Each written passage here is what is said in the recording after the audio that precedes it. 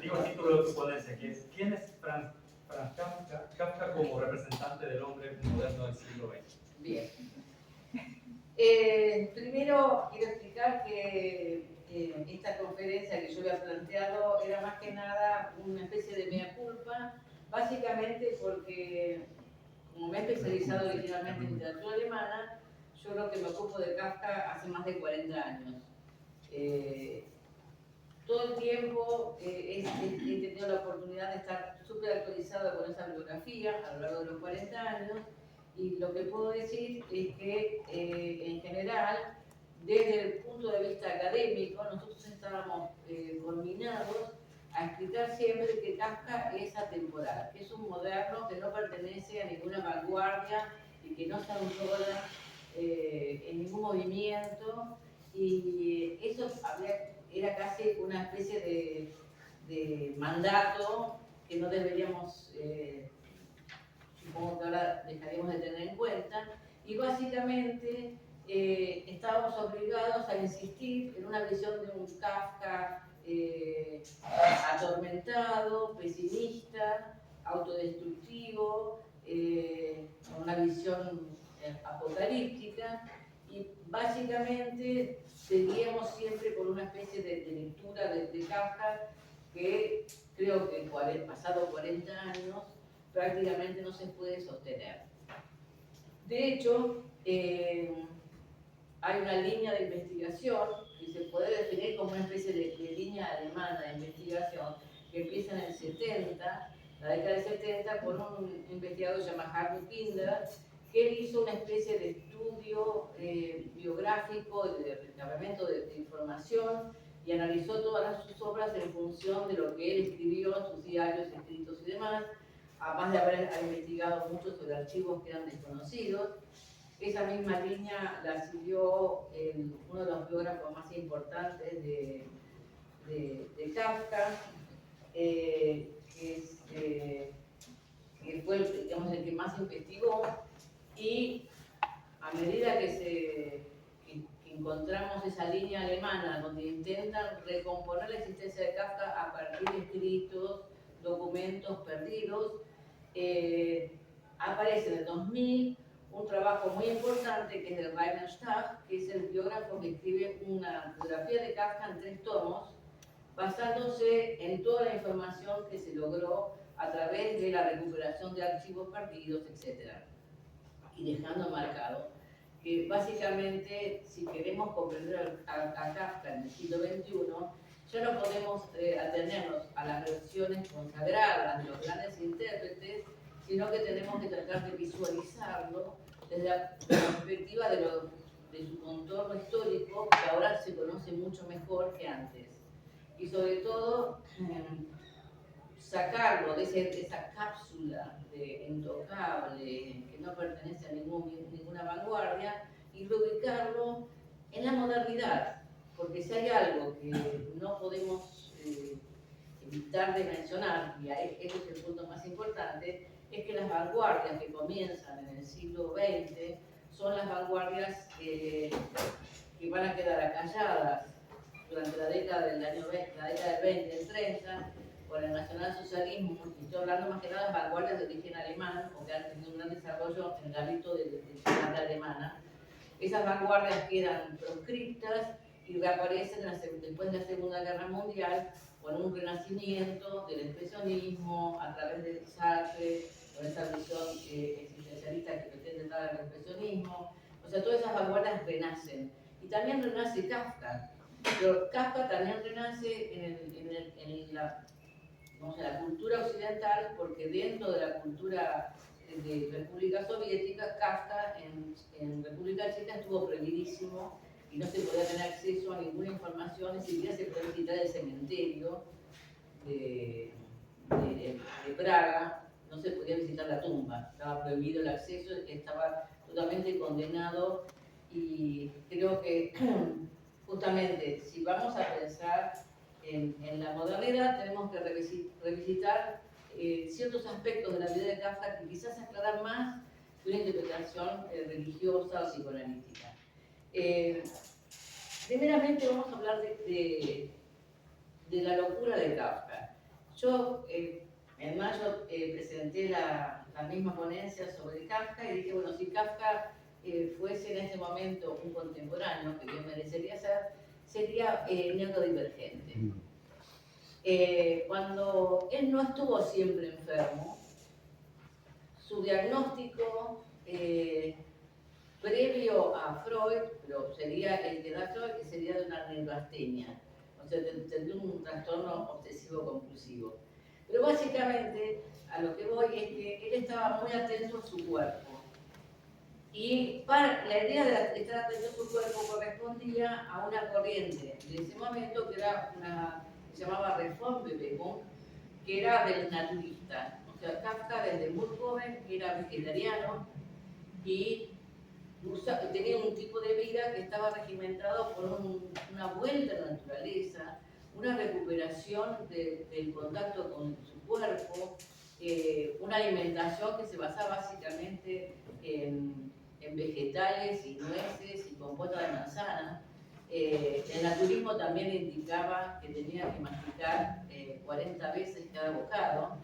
Y fíjense que esos detalles que implican una disciplina muy, muy dura en cuanto como tipo de vida, también hacía que todas las mañanas, no, aunque fuera invierno o verano, él hacía una gimnasia que fue famosa en ese momento, que sería algo así como fitness, o sea, es una gimnasia que implica hacer el desarrollo de su cuerpo con el mismo peso del cuerpo. Y ese ejercicio lo tenía que hacer con una ventana abierta. Piensen que estamos hablando de Praga, o sea que en invierno hay menos 10 grados tranquilamente y no había calefacción. Él no usaba ropa de abrigo, era famoso porque en pleno invierno, bajo la nieve, él estaba con ropa de verano. O sea, era una disciplina muy grande. Esa disciplina de estos ejercicios que él hace, lo siguió haciendo hasta su muerte. Y corresponde a una moda de esta idea naturista y demás, donde el cuerpo había que volver a relacionarse con el cuerpo, por eso esos ejercicios. Es un famoso entrenador que se llamaba Müller, que inventó una palabra que se llama Mind System, que era un sistema de ejercicios para las mujeres, para los niños, y lo vendía como que él que era casi un físico-culturista, que daba conferencias prácticamente desnudo ante un público azorado. Estamos hablando de 1908, 1900, o sea, piensen en toda una sociedad bastante pacata. Este sistema él lo cultivó y trató de que toda su familia lo practicara. Cuando hablamos de esto, de esta cuestión, piensen que si hay algo que siempre se destaca en la carta al padre, es cómo él confronta lo que le molestan los ruidos del padre al masticar y la impaciencia que tiene. Y en realidad lo que está marcando ahí es algo que él, en la impaciencia la generaba él también, porque él era muy... también esto tiene que ver con lo neurodivergente. Él tiene una percepción de los sonidos y lo visual totalmente diferente de los demás. Una de las cosas que más asco le daba era los ruidos del padre al comer. Pero lo que no cuenta, porque es una carta al padre escrita por un abogado, es que la impaciencia la generaban los demás. Imagínense soportar a alguien que no come carne, mientras que el padre era hijo de carniceros y devoraba carne como cualquier ser humano convencional. El asco que le podía dar ver masticar una nuez 40 veces por bocado. O sea, era la tortura familiar esperar que su hijo flaco fuera a terminar de comer y no le molestaban los ruidos. Este tipo de confrontaciones también no cantemos ni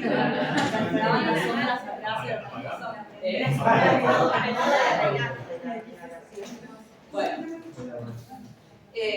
o sea, ahí tenemos una cuestión muy importante, porque el otro elemento que también tiene que ver la mortalidad es que cuando no existían las vacaciones, la gente, sobre todo los intelectuales o los funcionarios, vamos a hablar de gente de clase media, tenían la posibilidad de salir a sanatorios. Y esos sanatorios no implicaban que uno estuviese enfermo, Sin embargo, nosotros recordamos de esta modernidad a Thomas Mann contando su estadía en un hotel en Davos porque acompaña a su mujer que está enferma de los pulmones. Y que era muy pegada a la idea de Kafka que va a esos sanatorios porque estaba enfermo de tuberculosis. Mientras tanto, esos sanatorios que se llamaban balnearios o lugares de cura eran lugares de descanso. ¿Y a dónde va Kafka? Antes, incluso pagado por los padres. Eso también hay que tener en cuenta de que casi todos los caprichos de Kafka en cuanto a educación, de salud y de su cuerpo estaban financiados por los padres. Y eso para desarmar un poco la idea de que él permanentemente estuvo en conflicto con los padres. Los padres lo quisieron a él, como a todos los hijos, y lo lloraron como corresponde. Esa desavenencia con ellos también tiene que ver con problemas de él, no necesariamente. Bueno, en esos lugares, él tuvo, por ejemplo, comenzó a mostrar la fascinación que tenía como checo hacia los lugares de Alemania. O sea, primero va a un sanatorio donde había ido un Thomas Mann y que aparentemente Rilke también, o sea, la gente, los intelectuales del momento iban ahí y por supuesto que eran vegetarianos, naturistas, tenían baños de sol, baños de luna, dietas macrobióticas o naturistas o lo que fuera, y tenían la obligación de estar desnudos y estar expuestos al sol mientras tenían que tomar sol, cosa que al padre le espantaba, porque para esa época estar bronceado era un signo de clase baja. Entonces el padre le iba diciendo, tú empiezas en baba, o sea, estás tan negro que pareces un campesino. Y era su vocación de toda su vida, siempre se conservó muy delgado, porque es delgado, y permanentemente bronceado porque vivía al aire libre. Y si iba a hacer curas, las curas eran la intemperie pura. Incluso tenía una imagen, pero no importa, de esos sanatorios donde la vida era totalmente ascética. Y ese ascetismo también ha sido considerado como una forma de espiritualidad. Y sin embargo, ese ascetismo, que era famoso, que su habitación era una habitación que había una cama, una mesa de luz, una silla, un escritorio, no había nada, y que era muy pequeña, lo conservó todo el tiempo. Y nadie se le puso a pensar que en realidad ese ascetismo era también una posición de vanguardia.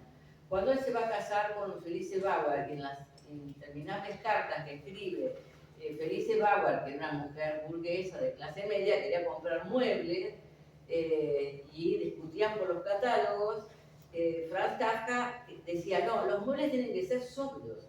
Y Felice quería comprar esos muebles espantosos, siglo XIX, porque todavía existen los hogares alemanes, que son pesados, con ornamentos, y él decía, el ornamento no. Es Alfred Loos hablando de la concepción de la arquitectura y del espacio de la casa que habita un hombre. O sea, Kafka es coherente con su época, es coherente con el expresionismo en cuanto quiere resumir la confrontación con el padre como una confrontación con el poder, con el Estado. O sea, Kafka estaba allí.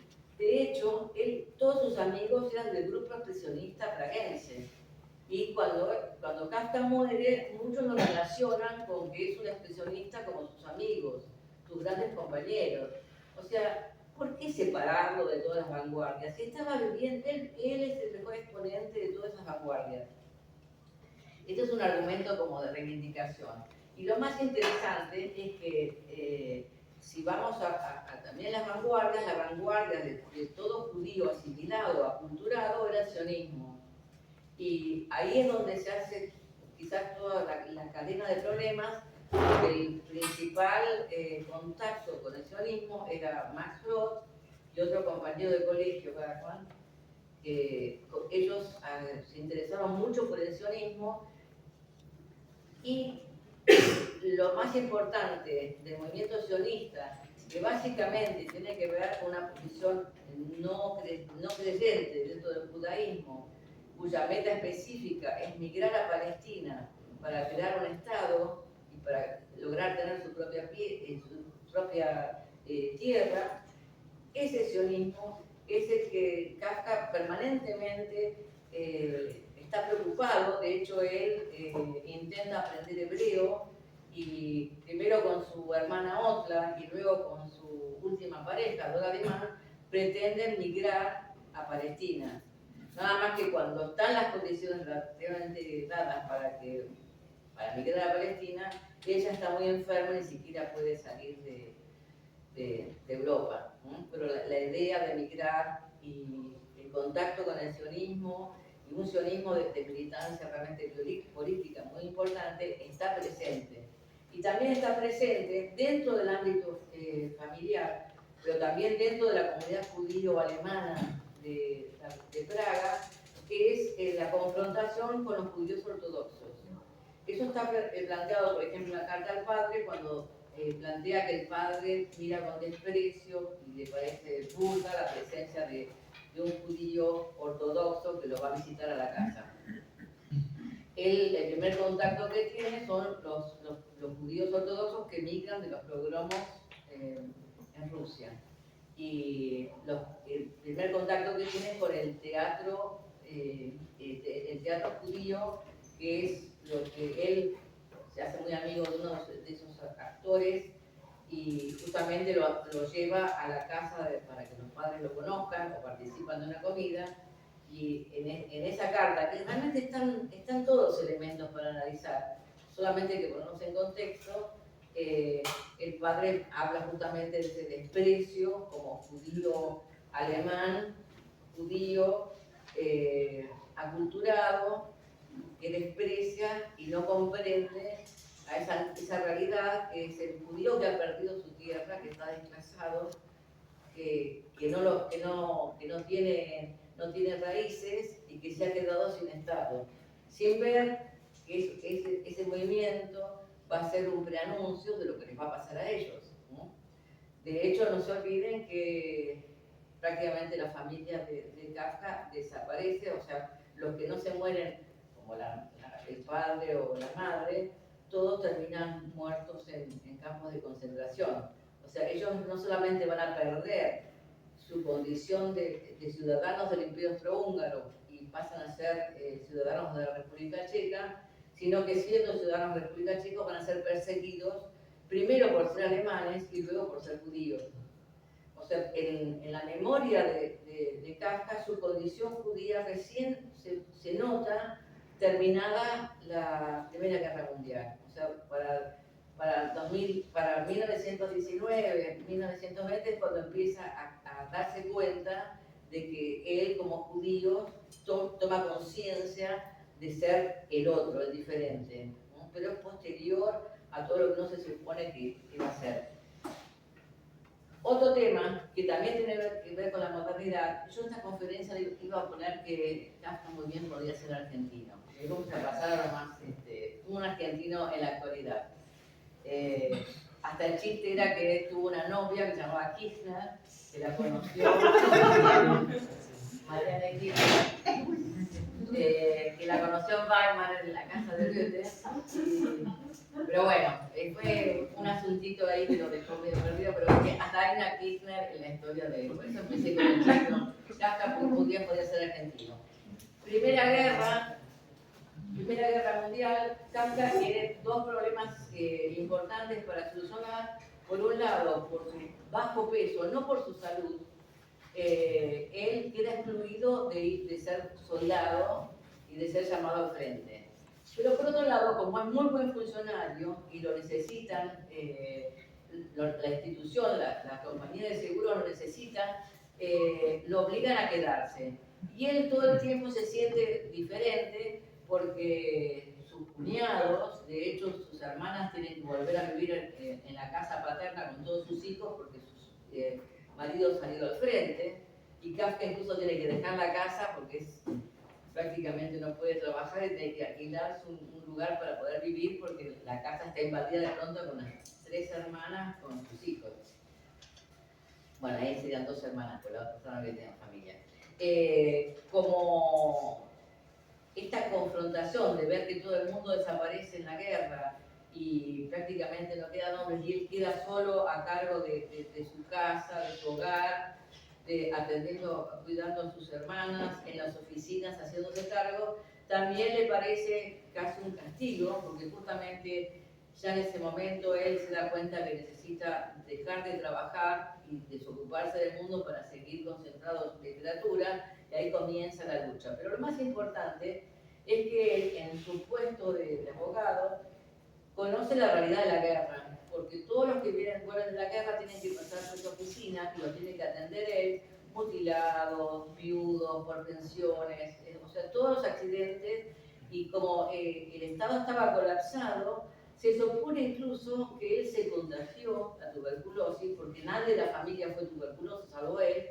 Se supone que entre la extrema pobreza que había por esta situación de guerra, más la falta de alimentos, de calefacción y demás, se acumulaban en las escaleras de entrada de las oficinas todos los soldados que iban a reclamar heridos de guerra y demás. Y se supone que en esa tensión extrema que él tuvo que trabajar, tenía que trabajar a veces hasta los domingos para poder cubrir a todo el personal que faltaba en la agencia de seguro, se supone incluso que él se contagió de tuberculosis justamente por las dos pestes que había. O sea, era malaria no sé el nombre. Bueno, era tuberculosis o cólera. Se agarró tuberculosis. Vamos terminando la Primera Guerra Mundial, la situación es extrema, no hay calefacción, no hay alimentos, no hay carbón, hay pobreza, una situación extrema, aparece la gripe española. En la gripe española, que es la pandemia, o sea, que es la primera pandemia que vive el europeo, Kafka sí se contagió, obvio, pero no muy grave. Igual una prima se murió de gripe española. Él tenía aparentemente una tuberculosis suave, estaba recuperado, pasa la pandemia, se recrudece su tuberculosis. Y ahí es donde primeramente él se da cuenta que tiene que acceder a algo que estaba totalmente negado, que es a la medicina tradicional. Kafka odiaba a los médicos.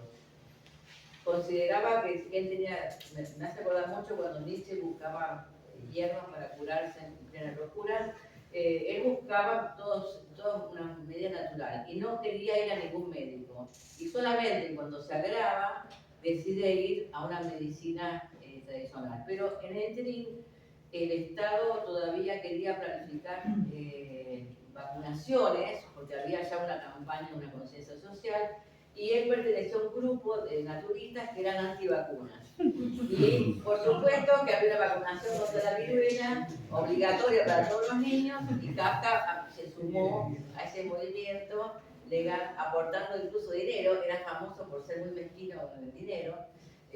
Bueno, me parece que tengo algunas que dan bastante dinero, y se manifiesta de nuevo en la pandemia como antivacuna.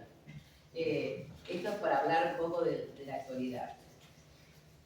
Como su enfermedad está muy grave, vamos a pasar a esta cuestión que también tiene que ver con la técnica. Si vamos a pensar en la modernidad, Kafka era una persona que estaba fascinado con todo lo que aparecía de nuevo, fascinado con los aeroplanos. Él comenta con detalle la primera vez que subió un subterráneo viajó en París por un subterráneo, y habla de cómo se percibe el espacio de manera diferente, por el tipo la cuestión técnica lo fascinaba. Pero también de alguna manera explicaba ciertas fobias. Él odiaba hablar por teléfono. Prefería mandar telegramas o cartas, pero no quería hablar por teléfono. O sea, el teléfono era la modernidad, pero él tenía un problema con la técnica. Es más o menos por nosotros que no queremos un WhatsApp de audio, queremos que nos escriban. Entonces, inventa, en ese momento estaba de nuevo con Felice Bauer, que estaba en una empresa que vendía dictáfonos, y en ese momento le dice, tenemos que inventar un aparato donde yo conecto un gramófono que grabe mi mensaje, y vos con el dictáfono lo decodificás. O sea, él quería el contestador para no hablar por teléfono. Así que es la misma fobia que tenemos nosotros con los mensajes de audio. O sea, yo soy fóbica de hablar por teléfono, a mí me pone incómodo. Yo creo que ya nadie habla demasiado tiempo por el teléfono. Y todo no quiere escuchar mensajes de audio, quiere escuchar algo escrito. O sea, esa fobia tiene que ver con lo que busca un cierto adelanto técnico. No sé, ya, el tema así que puedes contestar. Cuando él trabaja como abogado, bien. Cuando llega a Berlín, tenemos la otra condición para ser meritorio de argentino. Él ya está jubilado, tiene una pensión no muy buena de la República Checa y se va a vivir a Berlín, que era el sueño de su vida. Su sueño fue estar en Berlín porque para él era la capital, ahí estaban sus editoriales, su círculo de amigos, y él quería salir de Praga para ir a Berlín. Llega a Berlín, pero ¿qué le agarra? La hiperinflación. Entonces, lo que está contado, y eso lo cuenta Dora Dimán, es que tienen que logran tener una habitación de alquiler con un buen precio. A la semana le suben el precio y la casera se queja de que ese precio que le dieron ya no alcanza, así que tienen que mudarse cada dos meses más o menos, tienen que mudarse porque no pueden pagar los precios. Y en una carta que le queda al padre les cuenta que, por ejemplo, un huevo sale como 2 billones de marcos. Y él, que prácticamente no tiene poder adquisitivo, la única solución que tiene es que cobraba dinero de la República Checa. Entonces podía, al tener divisas que no eran marcos, él siempre quedaba un poquito más mejorado en el sentido de que le pedía a los padres que no le cambien el dinero en marcos alemanes porque ya cuando llegaba por correo ya se había devaluado nada. Que le mandaran, de alguna manera, que a través de gente le mandaran el dinero. Y pide, por ejemplo, que no se pueden comprar ropa, así que piden ropa de abrigo, porque no tienen para el carbón, entonces piden que le manden edredón de pluma o ropa de abrigo para él y para Dora, porque no tienen cómo superar encima un invierno muy frío. Esos detalles de la hiperinflación tienen que ver también con otra cuestión, es que él nunca sabe cuándo le van a suspender su pensión, porque mientras él está con un retiro especial, el gobierno checo cambiado y primeramente sacaron de toda la función de funcionarios a los que eran checos alemanes. Entonces casi todos volaron, pero después fueron alemanes judíos y fueron perdiendo sus puestos de trabajo, primero los alemanes, pero después los alemanes judíos. Kafka, como era muy buen empleado y famoso funcionario, hace menos de 10 años se publicaron escritos de él como abogado, y se nota que su estilo, su corrección eran perfectos. Kafka siempre está esperando que lo vayan a echar. O sea, nunca sabe cuándo va a seguir con su trabajo. Porque sabe que en cualquier momento lo vuelan. Porque todos los funcionarios volaron. Todos los funcionarios que eran... Queremos algo, cuando uno se pone a leer con ese trasfondo y va a la literatura de Kafka, ¿con qué se encuentra? Con alguien que podría estar acá entre nosotros, porque ha pasado las mismas angustias y las mismas inteligencias acerca de esta maravillosa modernidad, pero al mismo tiempo la desilusión y esa sensación de desarraigo. Pero no basta buscar una sensación, una idea religiosa, psicoanalítica. Es esto, es que estamos acá y no sabemos cuánto tiempo vamos a estar. Todo este tipo de percepciones de la realidad tienen algo de modernidad que creo que vale la pena rescatarlo, más allá que después hagamos un estudio filosófico, psicoanalítico, lo que querramos, ¿sí? Porque detrás de esto están sus contemporáneos que quieren buscar de Kafka esa óptica. Kafka es como un espejo que nos da material para que trabajemos nuestros problemas, pero en realidad es solamente una visión parcial de todo lo que da. O sea, Gershon Scholem se pelea con Marx justamente cuando quiere intentar explicar la concepción religiosa de Kafka, porque Kafka tampoco era religioso. El que era religioso y más creyente por ahí era Scholem en cuanto a la tradición judía. Kafka ni siquiera sabía que el Bar Mitzvah se hacía un Shabbat cuando habla del Bar Mitzvah de uno de sus sobrinos. O sea, no tenía demasiada información religiosa y mucho menos bíblica, solo sus estudios de hebreo. Bueno, hay un montón de cosas para hacer. haberles vendido un Kafka ultramoderno. Gracias.